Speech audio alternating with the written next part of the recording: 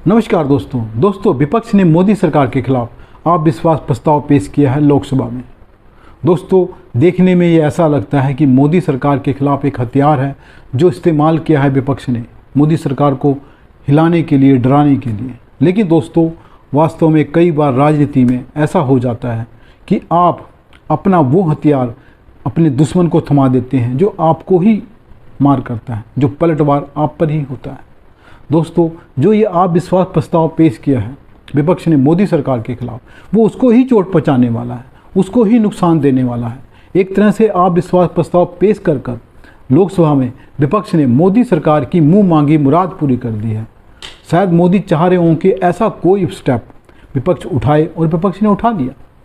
दोस्तों, ये जो प्रस्ताव पेश किया गया विपक्ष का, एक हताशा और निराशा की निशानी है। वास्तव में विपक्ष जो चाहता था वो मोदी सरकार नहीं कर रही थी, मान नहीं रही थी विपक्ष की बात। विपक्ष चाहता था कि मणिपुर मुद्दे पर बहस हो। उस बहस के लिए हालांकि तैयार हो गई थी सरकार, लेकिन बात नियमों की हो गई थी। अब सवाल तो ये भी उठता है कि अगर विपक्ष बहस चाहता था तो नियमों के नाम पर क्यों अड़ गया? क्यों वो ये चाहता था कि इस रूल पर बहस हो, उस रूल पर ना हो? अगर उसको बहस चाहिए थी तो किसी भी रूल पर बहस करने के लिए उसको तैयार रहना चाहिए था।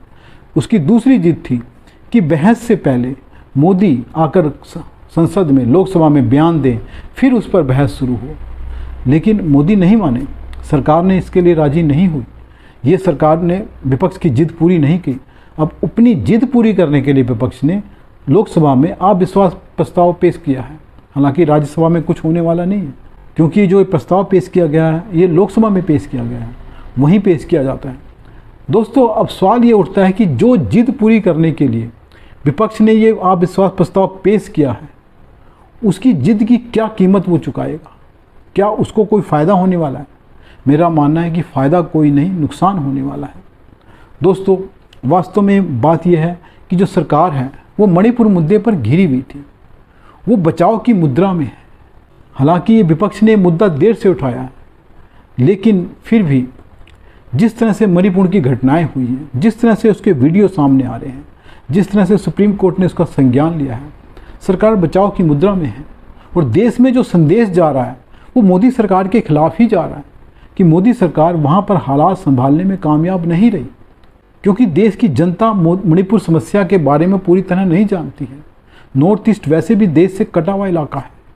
इस देश के ज़्यादातर लोग नहीं जानते कि नॉर्थ ईस्ट है क्या, मणिपुर के बारे में नहीं जानते हैं। वहाँ के लोगों को विदेशी माना जाता है। हमारे देश में कई बार उनके साथ भेदभाव किया जाता है, उनका मजाक उड़ाया जाता है।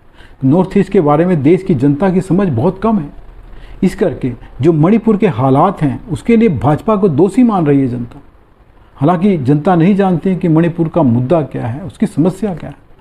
और विपक्ष ने मौका दिया है मोदी सरकार को कि वो लोकसभा में बताए आकर कि मणिपुर का मुद्दा क्या है।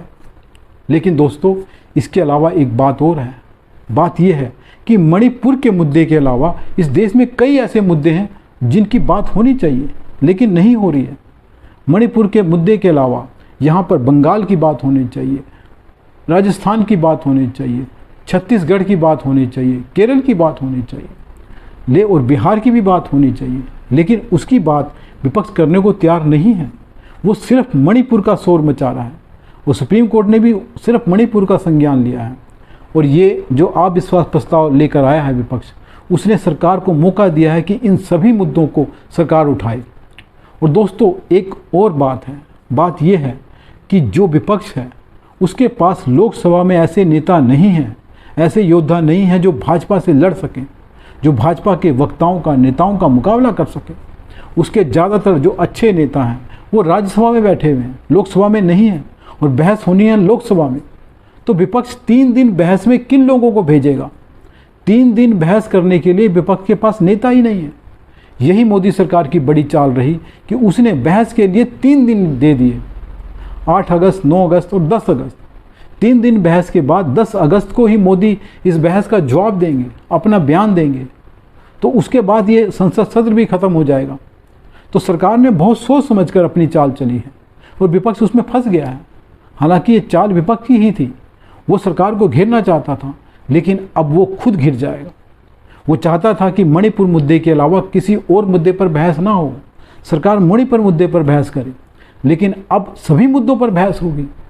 और जो अविश्वास प्रस्ताव होता है उसमें सिर्फ किसी मुद्दे पर बहस नहीं होती, सरकार अपनी उपलब्धियां भी गिनवा सकती है। तो मोदी सरकार के पास मौका होगा कि अपने कार्यक्रमों की, अपने कार्यकलापों की, अपने उपलब्धियों की, अपनी योजनाओं का पूरी तरह से बखान कर सके। 3 दिन उसके नेता अगर कहीं किसी मुद्दे पर बात करेंगे तो अपनी सरकार की उपलब्धियां भी गिनवाएंगे, और 3 दिन जनता देखेगी कि सरकार ने किया क्या है। मीडिया में छपेगा, इलेक्ट्रॉनिक चैनलों पर जाएगा, अखबारों में आएगा और सोशल मीडिया में चलेगा। इस तरह से सरकार अपनी बात अच्छी तरह से रख सकेगी जनता के सामने। और विपक्ष के पास क्या है? सिर्फ मणिपुर मुद्दा। इसके अलावा किस मुद्दे पर वो बहस करेगा? और मणिपुर मुद्दा तो इस बहस में गुम ही हो जाएगा, क्योंकि विपक्ष चाहता है मणिपुर मुद्दे पर बहस हो। लेकिन जब भाजपा की तरफ से उसके नेता, बड़े बड़े नेता लोकसभा में कई तरह के मुद्दे उठाएंगे, कई मुद्दे उठाएंगे, तब विपक्ष मणिपुर मुद्दे पर कैसे टिका रहेगा? उसको दूसरे मुद्दों पर बात करनी होगी, बंगाल की बात करनी होगी, बिहार की बात करनी होगी। इसके अलावा मणिपुर मुद्दे पर सिर्फ बहस टिकी नहीं रहेगी, वहाँ तक सीमित नहीं रहेगी।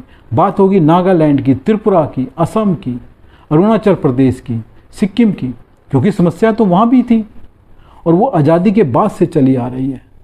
तो मोदी सरकार को पूरा मौका दिया विपक्ष ने कि वो उस पर हमला कर सके। हालांकि हमला करना चाहता है विपक्ष, लेकिन खुद वो हमले का शिकार हो जाएगा।